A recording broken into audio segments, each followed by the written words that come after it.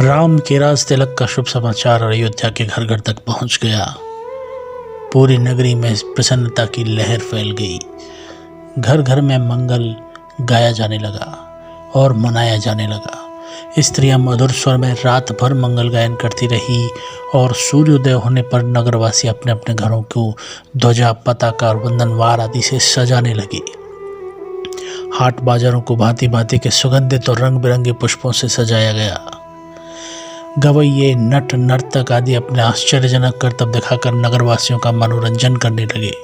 स्थान स्थान में कदली स्तंभों के द्वारा द्वार बनाए गए और ऐसा प्रतीत होने लगा कि अयोध्या नगरी नववधु के समान श्रृंगार कर रही है और राम के रूप में वर के आगमन की प्रतीक्षा भी कर रही है।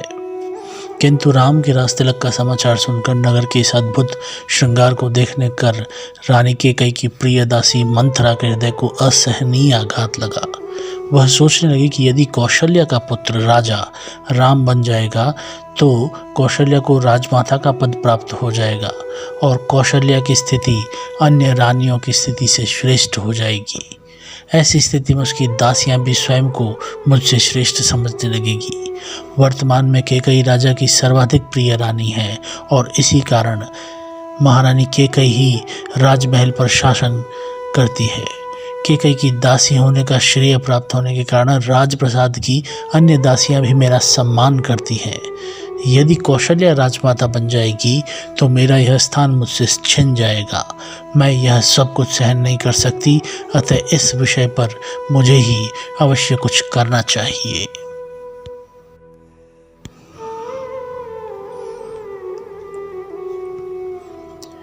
ऐसा विचार करके मंथरा ने अपने प्रासाद में लेटी हुई कैकेयी के पास जाकर कहा, महारानी, आप सो रही हैं? क्या यह समय सोने का है?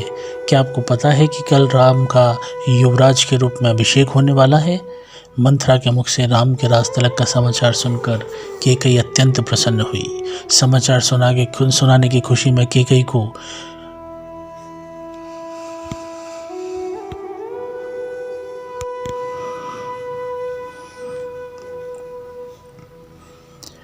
ऐसा विचार करके मंथरा ने अपने प्रासाद में लेटी हुई कैकेयी के पास जाकर कहा, महारानी, आप सो रही हैं?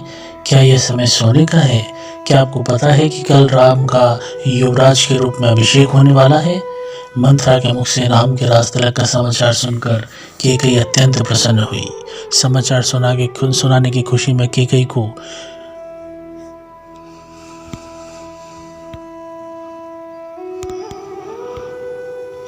समाचार सुनाने की खुशी में कैकेयी ने मंथरा को ऐसा विचार करके पुरस्कार का एक प्रसाद मूल्यभूषण कैकेयी के पास जाकर कहा, मंत्री महारानी, अत्यंत आप सो समाचार लेकर आई। क्या यह समय सोने का जानती है? क्या मुझे पता है कि कल राम का इस समाचार युवराज के होने के लिए होने वाला है? मुझसे मांगेगी। मंथरा के मुख से राम के राज तिलक का समाचार सुनकर कैकेयी के वचनों को सुनकर अत्यंत क्रोधित समाचार सुनाने की खुशी में कैकेयी को और पुरस्कार में दिए गए आभूषण को फेंकते हुए बोली, महारानी, आप बहुत ना समझें। स्मरण रखिए कि सौत का बेटा शत्रु जैसा होता है। राम का अभिषेक होने का ऐसा विचार को राजमाता ने पद में प्रसाद में लेटी हुई कैकेयी के पास जाकर दासी की जैसी हो, महारानी, ये क्या आप सो रही हैं? लगेगा? क्या यह समय सोने का है? भरत भी राम का दास हो जाएगा। कल राम का भरत के युवराज के रूप में अभिषेक होने वाला है। एक दासी मंथरा के मुख से राम के राज तिलक का समाचार सुनकर कैकेयी ने कहा, कैकेयी अत्यंत प्रसन्न। राम महाराज के समाचार सुनाने की खुशी में कैकेयी लोकप्रिय हैं। अपने सद्गुणों के कारण वे सभी भाइयों में श्रेष्ठ भी हैं।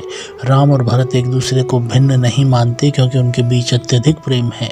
राम अपने सभी भाइयों को अपने ही समान समझते हैं। मंथरा इसलिए राम को राज्य का मिलना कैकेयी के पास जाकर राज्य मिलने के जैसा ही है। आप सो रही हैं? सब सुनकर क्या यह समय सोने का है?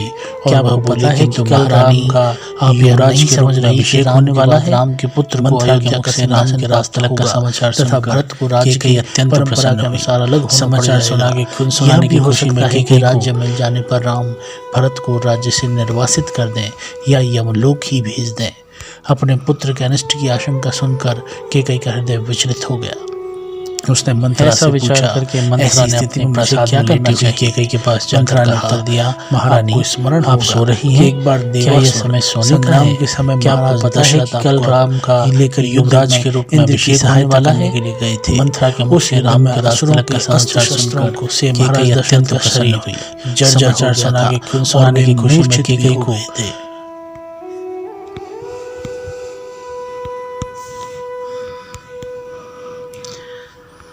उस समय सारथी बनकर आपने ही उनकी रक्षा की थी। ऐसा विचार करके मंत्रा ने अपने प्रसाद में लेटी हुई केकई के पास जाकर कहा, महारानी वरदान आप सो रही हैं, जिसे कि क्या यह समय सोने का है? क्या आपको पता है कि कल राम का युवराज के रूप में अभिषेक होने वाला है? मंत्रा के मुख से राम के राजतिलक का समाचार सुनकर 14 वर्ष का अत्यंत प्रसन्न हुई। समाचार सुनाने की खुशी में केकई को शीघ्र आप मलिन वस्त्र धारण कर कुप भवन में चले जाओ। महाराज आपको बहुत अधिक चाहते हैं, इसलिए वे स्वयं आपको मनाने का प्रयत्न करेंगे और आपके द्वारा मांगने पर उन दोनों वरों को देने को तैयार हो जाएंगे। किंतु के पास जाकर कहा कि वर मांगने से पूर्व आप सो रही हैं, वचन अवश्य ले लें कि वे जिन वरदानों को देने के लिए कल राम का बाध्य हो युवराज के रूप में अभिषेक होने वाला है। मंत्रा के कथन के अनुसार केकई राजतिलक का समाचार सुनकर केकई अत्यंत प्रसन्न हुई। समाचार सुनाने की खुशी में केकई को